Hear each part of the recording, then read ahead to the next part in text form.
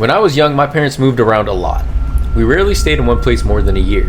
Deep in the recesses of my mind, I have a faint memory of being sick in one of the houses, bedridden and spending my summer days alone, save for my mom bringing me my meals and just generally checking up on me.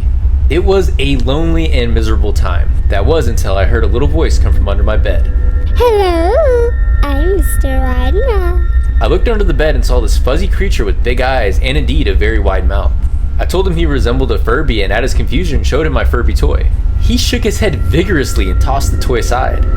You don't need that. It's not the same as a real friend. For days Mr. Widemouth and I played together and I was happy to not be so lonely. The only strange thing is that Mr. Widemouth did not want me to introduce him to my mom. He'd always hide under the bed when she came to check up on me or drop off food. I'm afraid she won't let us play anymore, he would say. Then one day Mr. Widemouth came up with a new secret game. He waited for my mom to leave, then dragged me upstairs to the second floor and opened the window. Then he pointed at the ground below. We lived on a hill with an incline, so it was a long way down. I asked what the game was and he said, I like to pretend that there's a trampoline down at the bottom.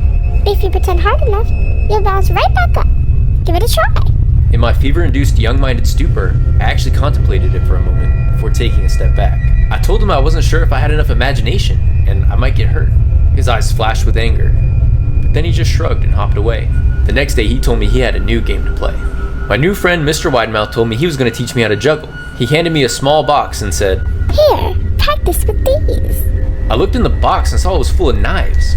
Shocked and appalled that Mr. Widemouth would bring something that could get me in so much trouble into my room, I told him no way and I'd be grounded if I did such nonsense. Mr. Widemouth was furious. He grabbed the box of knives and slid under my bed. I wondered how often he was under there. The next few days, he'd wake me up in the middle of the night and entice me to jump out of the window again. There's a real trampoline down there now. It's just invisible. However, even in my naive youth, I was already getting suspicious of Mr. Widemouth's intentions. He wasn't so fun to play with anymore. One morning, my mother finally gave me permission to go outside and get some fresh air. I was enthralled. I rushed to the backyard when Mr. Widemouth popped out from behind a tree. I want to show you something.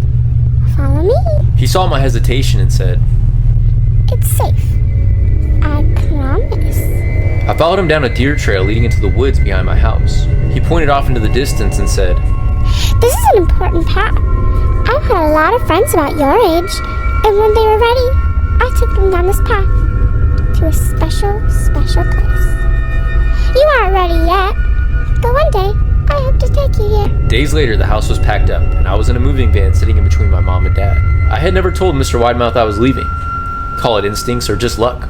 But deep down, I didn't trust the little creature. As the truck fired up, I glanced one last time at the window where my room once was, and I saw Mr. Widemouth smiling and waving with one hand, while brandishing a steak knife in the other.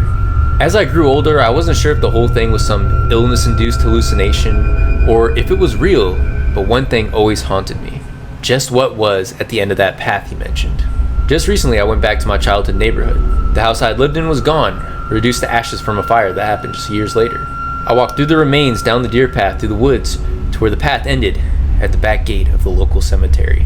I looked at the gravestones and realized that many of them belonged to young children who were just about my age at the time. Now, what do you guys think? Is this a legend or a lie?